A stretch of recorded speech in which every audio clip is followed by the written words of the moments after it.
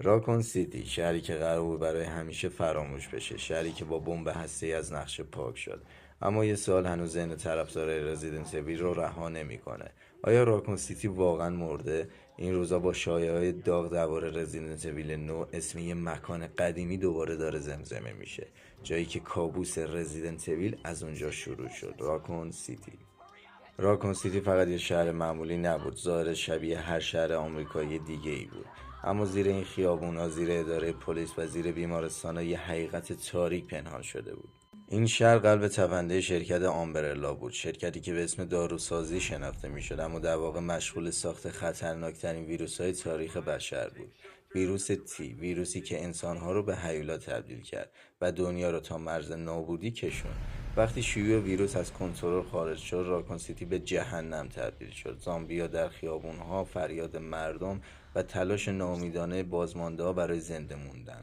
داستانه فراموش نشدنی رزیدنت اویل 2 و 3 دقیقا همینجا اتفاق افتاد. لئون کندی، کلار ردفیلد و جیل والنتاین همه در این شهر برای بقا جنگیدن.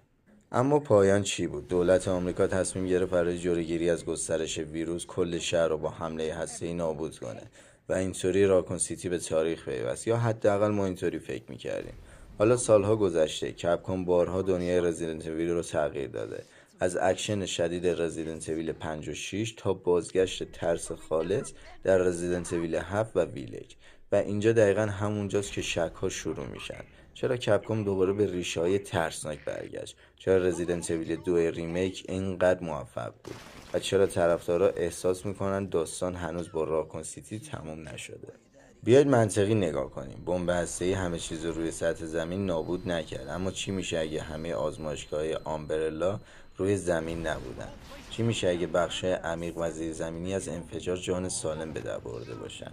ما میدونیم آمبرلا عاشق ساخت تأسیسات مخفی بود، تونل‌ها، پناهگاه‌ها و آزمایشگاهی که حتی دولت هم ازشون خبر نداشت. پس این تئوری کاملا ممکنه. راکون سیتی نابود شد اما همه اسرارش نه. حالا رزیدنت اویل 9 رو تصور کن، نه لزوما بازگشت کامل به همون شهر قدیمی، بلکه بازگشت به بقای راکون سیتی. تونل‌های فراموش شده، آزمایشگاه‌های دفن شده زیر خاک و شاید چیزایی که سالها در دل تاریکی رشد کردن. یه تهدید جدید یا حتی نتایج نهایی آزمایش‌های آمبرلا که هیچ وقت نباید دیده می‌شدن. یه تئوری دیگه هم هست. کپکام عاشق بازی با خاطرات طرفدار است. بازگشت به RPD، راهروهای تاریک و حس ترسی که همه باش بزرگ شدیم. شاید رزیدنت اویل 9 داستان شخصیت‌های جدیدی باشه که به گذشته دفن شده نزدیک میشن، یا حتی بازگشت کوتاه شخصیت‌های قدیمی، نه به عنوان قهرمان اصلی بلکه به عنوان بخشی از کابوس، مثل لیان اسکندی. اما اینو یادتون باشه، تا این لحظه هیچ کدوم از اینا تایید رسمی نشده.